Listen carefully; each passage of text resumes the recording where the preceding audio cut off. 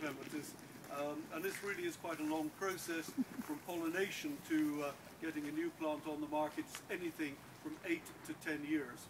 So the breeding work we will do this year, I'm going to be 77 before we get them on the market. Hopefully if I get to 77. Okay, and so we have about 7 acres of production, and we work with pretty high-tech greenhouses where everything grows on ebb and flood, mobile tables. So the tables move around the nursery, and people work in just a work zone. So you don't see many people working in our greenhouses. That's to make the plants grow. Okay, so where I want to start are with the early flowering clematis. There are a range of evergreen ones, and probably the most popular plant that you will know and recognize is, of course, Clematis armandi. It's a Chinese species. It will grow up to about well, 5 meters or more in height. Very often people have a bad experience. They dislike the look of their neighbor, and they'll decide they'll make a fence with Clematis armandi to block off the neighbor.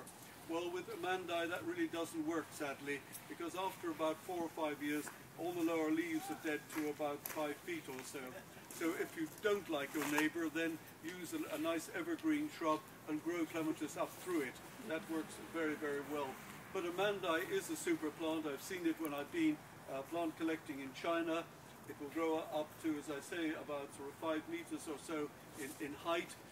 Marvelous blooms. There is a pink one called apple blossom and white one as well. But if you get it up into an old apple tree, maybe an old prunus that is past its best, then it looks fantastic as it comes cascading down and flowering in the spring. And obviously being in Vancouver yesterday, I could see them, despite the rain, I can see them flowering.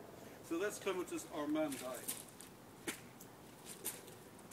And then we move to an exciting group of plants, particularly for people with very cold gardens. This is Clematis alpina, or this is Macropetala rather.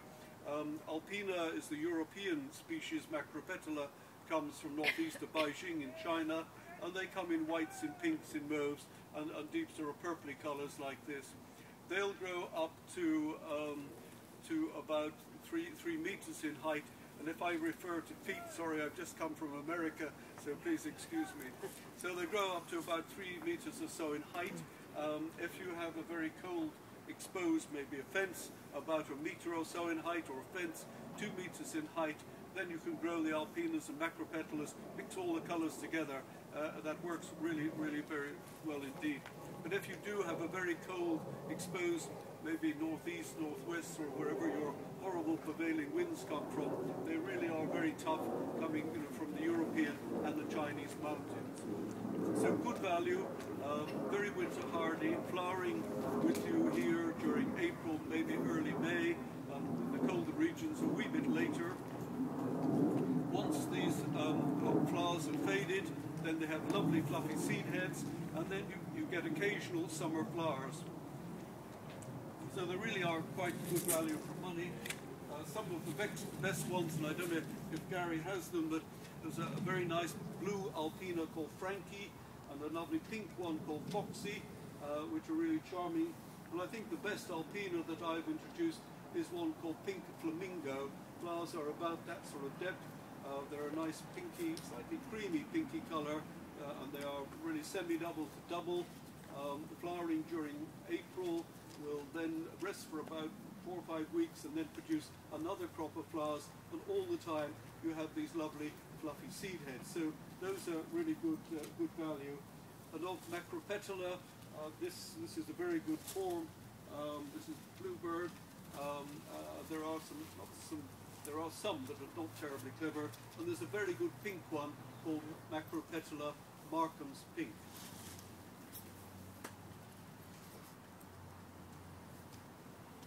Then I'll move on then to the Montana clematis, which are, and these I presume, because you have them for sale, Gary, these do well in this area. So the Montanas will flower here, I guess, during the latter part of April and through May. They're super plants for covering large areas.